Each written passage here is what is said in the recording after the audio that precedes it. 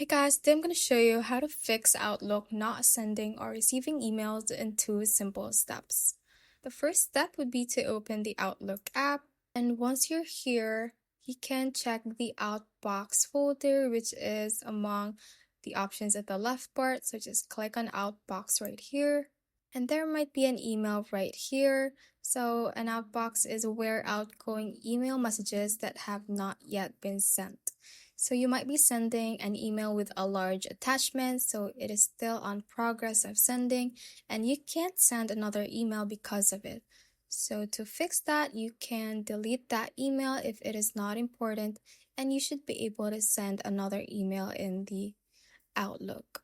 After that, you can go to your inbox and try to delete emails that are not important to give more storage so you can receive emails in your Outlook account. Now, the next step would be to search for services.msc, and this services app should open up, so you can click on it.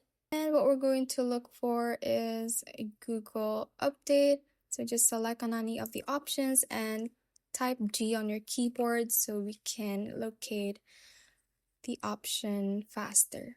And what we're looking for is Google Updater service. So we have 2 of these. And what we're going to do is to right click on it and click on properties. From here, we can see the startup type. Click on it and we are going to turn it into disabled. Once you have selected that, click on apply and click on OK.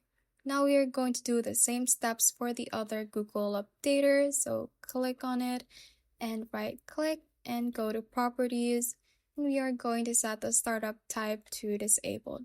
Click on apply again and click on OK. Once you have done those for the 2 options, you can then reopen Outlook. If not, you can restart your computer and open Outlook again and see if that works. And that is how you can basically fix Outlook not sending or receiving emails in 2 simple steps. Thanks for watching, and if you found this useful, hit that like button and subscribe for more videos like this.